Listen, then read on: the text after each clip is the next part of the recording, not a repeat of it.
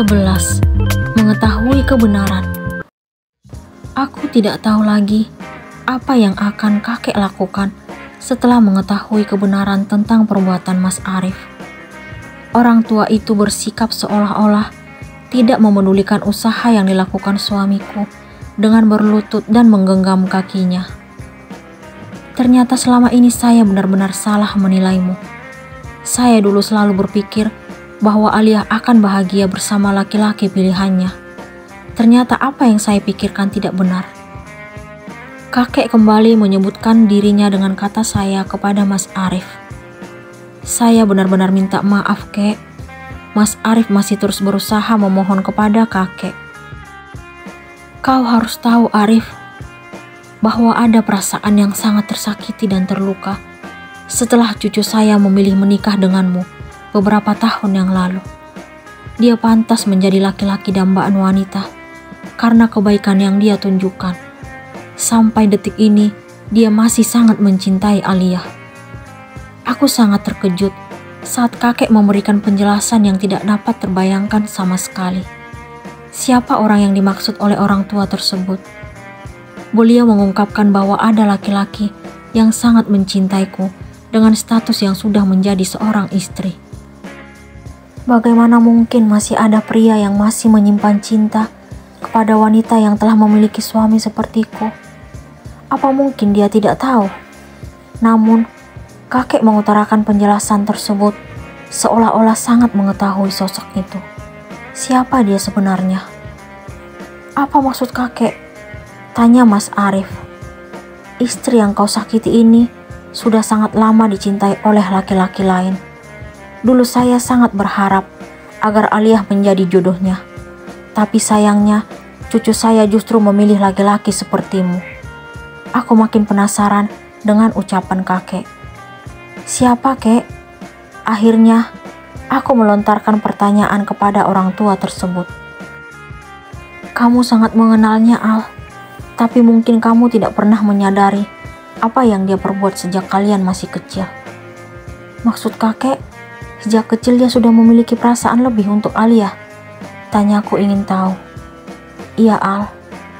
Dia Chandra, teman masa kecilmu. Dia sangat mencintaimu. Terdengar suara nenek.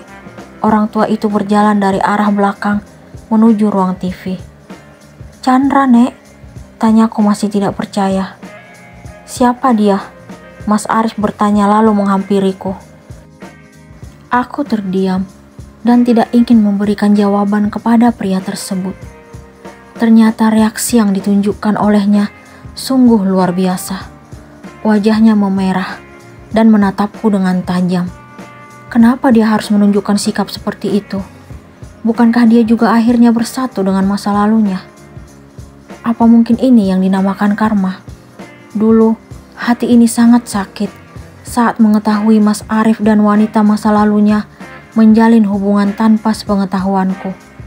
Sekarang, laki-laki itu mengetahui bahwa seseorang dari masa kecil masih menyimpan cinta untukku. Dia pemuda yang sangat baik dan sopan. Kakek kembali memberikan penjelasan. Apakah dia laki-laki yang tadi sedang bersamamu di depan teras saat aku baru sampai? Tanya Mas Arif, lalu meraih tanganku, tetapi segera aku tepiskan. Kalau iya, kenapa? Aku makin memberanikan diri menghadapinya. Ternyata tujuan kamu ke sini hanya untuk bertemu dia. Dia menuduhku. Aku bukan kamu, Mas. Dengan sengaja menemui masa lalu dan menjalin hubungan di belakang istri. Setelah itu jujur mengatakan masih sangat mencintai mantan kekasih, lalu menikahinya. Aku sama sekali tidak pernah tahu bahwa teman masa kecilku ternyata sekarang berada di desa ini. Aku memberikan penjelasan kepada laki-laki itu. Kamu bohong. Tiba-tiba dia menaikkan suara. Apa mungkin dia lupa kalau kami sedang berada di rumah kakek dan nenek? Terserah. Aku gak minta agar kamu percaya padaku. Karena setelah kehadiran istri keduamu, kamu tidak ingin mendengarkan apa yang kukatakan. Kamu selalu tidak percaya padaku. Kamu munafik. Ternyata aku dan kamu sama, terjerat dalam cinta masa lalu. dia tetap menaikkan suaranya. "Turunkan suaramu, Arif." Kakek kembali membuka suara. Kakek dan nenek pasti membelanya. Itu sudah pasti.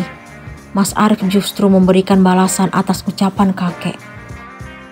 Dia pantas dibela karena telah disakiti oleh suaminya sendiri. Aku terharu mendengar penuturan nenek. Tapi dia istri saya. Karena statusnya sebagai istrimu, kau merasa bebas untuk menyakitinya. Kakek berjalan ke arahku dan Mas Arif.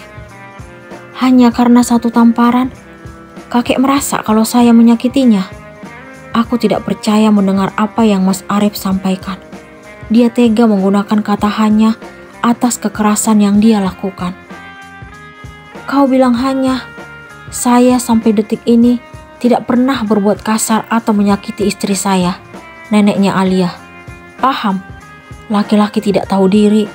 Kakek tiba-tiba mendaratkan tamparan di pipi kiri Mas Arif. Laki-laki yang telah menikahiku tersebut seketika terdiam sambil memegang pipi kirinya. Aku tidak pernah menyangka sebesar ini pembelaan seorang kakek terhadap cucunya. Ternyata kakek juga bisa berubah menjadi seseorang yang sangat tegas. Selama ini, aku tahu bahwa orang tua itu penyabar dan penuh dengan kelembutan. Kesabaran itu ada batasnya, dan itu juga yang kurasakan sekarang.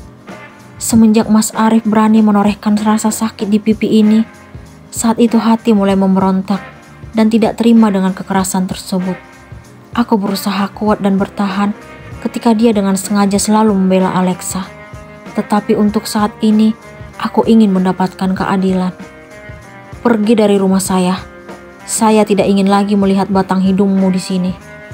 Kakek juga berani mengusir Mas Arif. "Maafin saya, Kek. Izinkan Alia pulang bersama saya." Mas Arif kembali memohon kepada kakek. "Tidak, saya tidak akan membiarkan cucu saya kembali menderita dengan laki-laki sepertimu." Kakek tidak memberikan izin jika aku harus pulang bersama Mas Arif. Terus terang, sebenarnya aku juga tidak memiliki keinginan sedikit pun jika harus kembali dengan Mas Arif sekarang. Saat ini, aku masih ingin menemui sahabat masa kecil yang telah lama memendam rasa dan cinta untukku. Aku ingin mendengar langsung pengakuan itu keluar dari mulutnya. Akhirnya, Mas Arif kembali pulang ke kota sendirian. Tadi dia tidak berusaha lagi membujukku setelah kakek mengusirnya. Walaupun sebenarnya hati ini tidak ingin kembali bersama laki-laki itu. Hati ini masih tidak mampu menerima apa yang terjadi dalam beberapa bulan terakhir ini. Rasanya makin sakit jika mengingat bahwa suamiku telah memiliki 2 istri sekarang. Namun, masih ada kenyataan lebih pahit lagi. Dia bersikap tidak adil antara istri pertama dan kedua. Laki-laki itu seolah-olah hanya ingin menghabiskan hari-hari bersama istri keduanya. Semua itu terlihat jelas bahwa waktunya lebih banyak bersama Alexa. Mungkin dia lupa bahwa ada hati yang terluka atas ketidakadilan yang dia tunjukkan dengan nyata. Walaupun telah berlalu beberapa jam semenjak kepergian Mas Arif dari rumah ini, tetapi laki-laki itu tetap tidak berusaha untuk menghubungiku.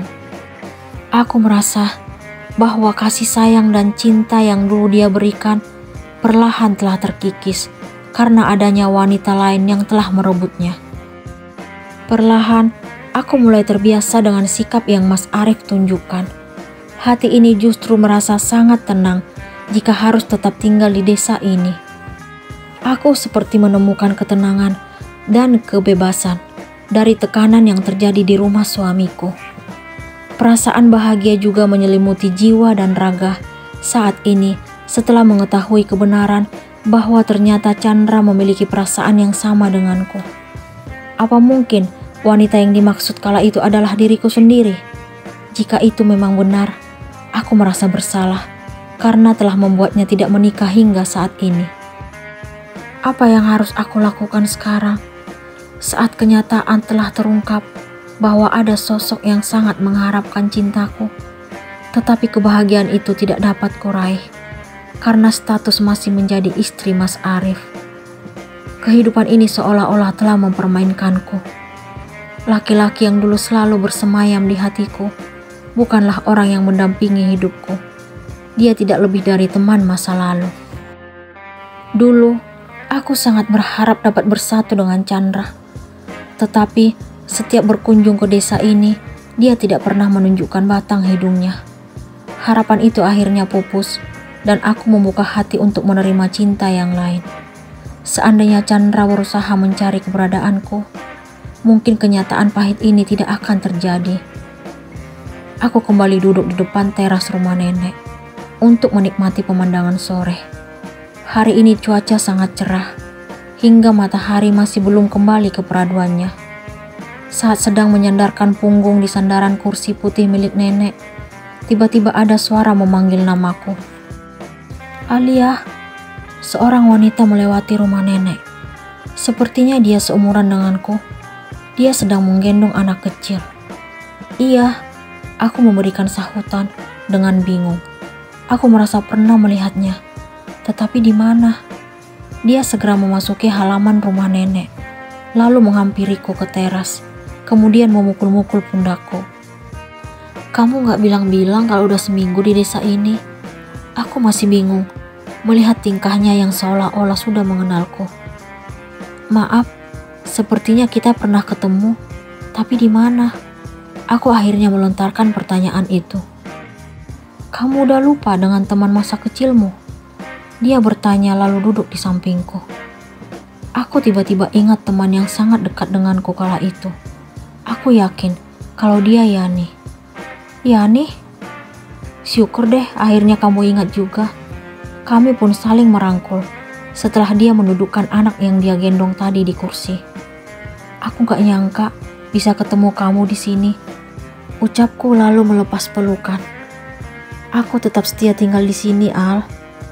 Laki-laki yang melamarku juga dari desa ini." Aku melihat ke arah anak yang sekarang sudah berada di pangkuan Yani. Seorang anak perempuan yang sangat imut. Dia mengembangkan senyum kepadaku. Lalu aku pun membalas senyuman gadis mungil tersebut. "Anak kamu, Yan?" Tanyaku memastikan apakah benar anak itu putri Yani. "Iya dong, Al. Manis ya. Dia mirip ayahnya." Aku segera meraih tubuh mungil itu dari pangkuan Yani. Betapa bahagianya seorang wanita yang mampu melahirkan keturunan seperti sahabat yang kini di depanku. Seandainya buah hatiku masih ada hingga sekarang, aku pasti merasa menjadi wanita paling bahagia. Malam telah tiba. Saat ini aku sedang duduk di sofa ruang tamu, mengingat kembali pertemuan dengan Yani yang masih menjadi kejutan bagiku. Tadi sore, wanita itu banyak bercerita tentang bagaimana dia jatuh cinta kepada laki-laki yang kini menjadi suaminya.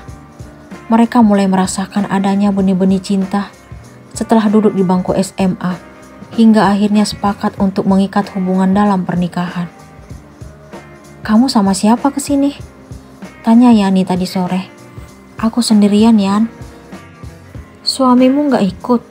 Padahal aku pengen banget kenalan." "Dia lagi sibuk dengan pekerjaannya." Aku kembali mengatakan kebohongan. Saat sedang mengingat pembicaraanku dengan Yani tadi sore, tiba-tiba ada panggilan masuk dari ponsel yang sejak tadi aku taruh di meja ruang tamu. Aku meraih benda tersebut, lalu melihat layar. Ternyata telepon dari Chandra. Laki-laki itu meminta nomor ponselku beberapa hari yang lalu. Dengan senang hati aku memberikannya waktu itu. Aku sangat tersanjung saat dia mengatakan akan menelpon jika ingin mendengar suaraku. "Assalamualaikum, Ndra." Aku menjawab teleponnya dengan perasaan tidak menentu. "Waalaikumsalam, Al. Maaf jika aku lancang, tapi aku sudah tidak mampu untuk menyimpan perasaan ini." Hati ini makin tidak keruan mendengar suara laki-laki itu. "Perasaan apa maksud kamu, Ndra?" Aku bersikap seolah-olah belum mengetahui tentang cinta yang dia miliki untukku. "Kamu mau tahu nggak siapa wanita yang sangat kucintai hingga membuatku tidak bisa berpaling dan tidak mampu membuka hati untuk cinta yang lain?" "Siapa, Ndra?" Aku sudah tidak sabar untuk mengetahui jawabannya. "Kamu, Al." Jantung ini berdegup kencang saat dia mengatakan bahwa aku wanita yang tidak dapat membuatnya berpaling untuk menerima cinta yang lain. Aku sangat bahagia, tetapi juga merasa bersalah. Hati ini tersanjung karena dicintai oleh laki-laki yang memiliki cinta dan kasih sayang yang begitu besar seperti Chandra. Namun, aku bersedih karena statusku saat ini masih istri Mas Arif. Bagaimana reaksi Alia mendengar kejujuran Chandra?